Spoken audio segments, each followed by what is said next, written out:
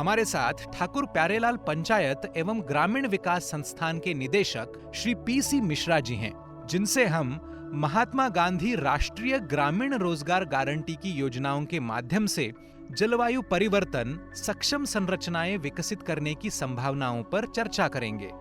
महात्मा गांधी नरेगा किस प्रकार से जलवायु परिवर्तन से उबरने में सहायता कर सकता है? महात्मा गांधी राष्ट्रीय ग्रामीण रोजगार अधिनियम वर्ष 2005 में संसद में पास हुआ था और 2006 से लागू हुआ था। पहले साल 2006 में पूरे देश में कुछ जिलों में लागू हुआ था और 2008 तक वो पूरे देश के समस्त जिले में लागू हुआ। इस योजना का मुख्य उद्देश्य ये है कि ग्रामीण आजीविका तथा जो प्राकृतिक संसाधन है, हम NRM करते हैं, नेचुरल रिसोर्स मैनेजमेंट का संबंधित ऐसे परिसंपत्तियां का निर्माण किया जाए जो कि टिकाऊ रहे। और इस योजना का मुख्य उद्देश्य ये भी था कि प्रत्येक ग्रामीण परिवार को प्रत्येक वर्ष में 100 दिवस रोजगार दिया जाए। यहाँ यूनिट परिवार है, आदमी नहीं है। इसके अतिरिक्त अगर वो परिवार FRA बेनिफिशियरी है, अगर वन पट्टाधारी है, तो उसको और 50 दिन अतिरिक्त दिवस दिया जाता है। हमारे राज्य सरकार 50 दिवस देता है। इस प्रकार एक वर्ष में अगर सामान्य वर्ग के हैं तो 150 दिन का मिलता है रोजगार, और FRA पट्टाधारी है तो 200 दिन का रोजगार मिलता है। और अगर कोई विपदा आता है जैसे कि सूखा, तो उस परिस्थिति में केंद्र सरकार और भी देता है। तो ये मुख्य तो ये है कि ग्रामीण परिवार को रोजगार देना, साथ ही साथ कुछ ग्रामीण परिसंपत्तियों का निर्माण करना इस योजना का मुख्य उद्देश्य है। गांव में जलवायु परिवर्तन अनुकूल अधोसंरचनाओं का निर्माण कैसे किया जा सकता है?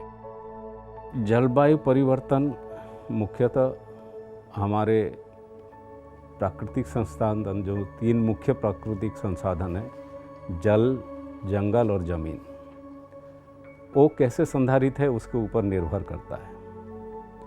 और ये तीनों के संसाधन के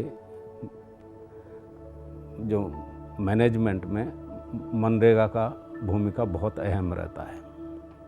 अगर हम जल को लेते हैं प्रथम, जैसा ही सबको पता है कि जो हमारे धरती पर है जल, उसमें से 98% जल खारा है, वो पी नहीं सकते।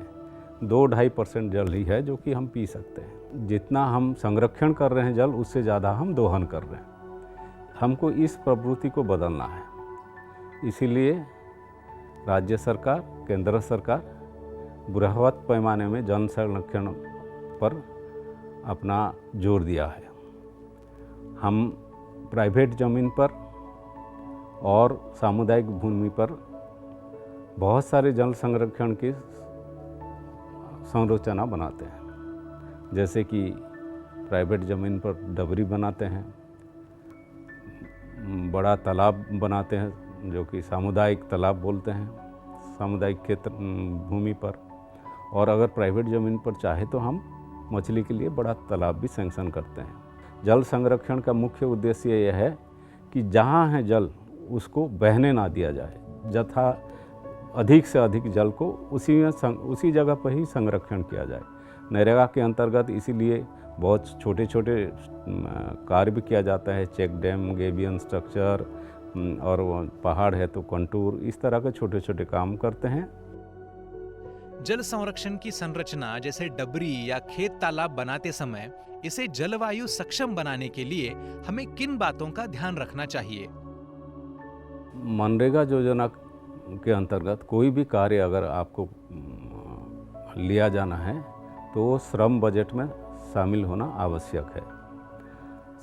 प्रत्येक वर्ष जो है ना, श्रम बजट तैयार किया जाता है सितंबर-अक्टूबर माह में। उस समय ग्राम सभा से पारित करके उस योजना को श्रम बजट के उसमें शामिल करना है। श्रम बजट तैयार करते वक्त आमतौर पर ग्राम में पहले पीआरए एक्सरसाइज करते हैं, जैसे कि सामाजिक मानचित्रण, आर्थिक मानचित्रण, इस तरह का छोटे छोटे टूल से किस परिवार को क्या ज़रूरत है, उसके आधार पर उस परिवार में क्या हम सहायता कर सकता है मनरेगा में, ये सब जो है ना किया जाता है। सरपंच साथियों को जलवायु परिवर्तन को ध्यान में रखकर कैसे आगे बढ़ना चाहिए? मैं आपको बता दूं, डबरी जो हम बनाते हैं निजी भूमि पर, इसका मुख्य उद्देश्य है कि वो जो परिवार है उसको अगर समय पर बारिश नहीं हुआ तो उसको सुरक्षित सिंचाई मिल जाए, जो कि हम प्रोटेक्टिव इरिगेशन करते हैं। बाई चांस किसी कारण अगर बरसात समय पर नहीं हुआ तो वो डबरी का पानी वो यूज करें। डबरी बनाने के लिए 2-3 चीज़ को हमको ध्यान देना है। एक तो डबरी सही जगह पे बने, ऐसा ना हो कि अगर हम डबरी भी खोद दिए हैं और वहाँ पानी भी ना रुके। तो एक तो स्थल चयन करना बहुत ज़रूरी है। दूसरा है स्थल चयन करने के बाद उसका डिज़ाइन ठीक है कि नहीं, जो है ना, अगर डिज़ाइन है तो उसके बाद स्ट्रक्चर सही रूप से बना है कि नहीं। ये 2-3 चीज़ को ध्यान करना पड़ता है। आप ऐसा भी कहीं कभी होता है कि हम गलत जगह में डबरी खोद देते हैं, डबरी अच्छा साइज का खोद जाता है मगर पानी नहीं रहता है। इस प्रकार जो है ना नहीं होना चाहिए। इसीलिए जो है ना हमारे प्रत्येक ब्लॉक में जो है ना इंजीनियर्स हैं, दूसरे संस्था से हम मदद लेता है, जो है ना कहाँ बनाना है, किस तरह का परिसंपत्ति का निर्माण किस जगह में बनाना है, इसके लिए वो काफ़ी मदद करते हैं। और भारत सरकार का जो टूल है GIS, और हम भुवन पोर्टल में देख करके सब परिसंपत्तियों का एक DPR बनता है, उसी के हिसाब से बनाते हैं। मैं सब सरपंच साथियों को यही अनुरोध करूंगा, कार्यक्षेत्र में जितने भी ऐसे प्राकृतिक संसाधन है, जल, जंगल, ज़मीन है, उसका उत्पादकता कैसे बढ़ा सकते हैं, उसके बारे में कोई भी अधोसंरचना का निर्माण कराने के लिए प्रयास करें और ऐसा हो कि वो अधोसंरचना वो टिकाऊ हो।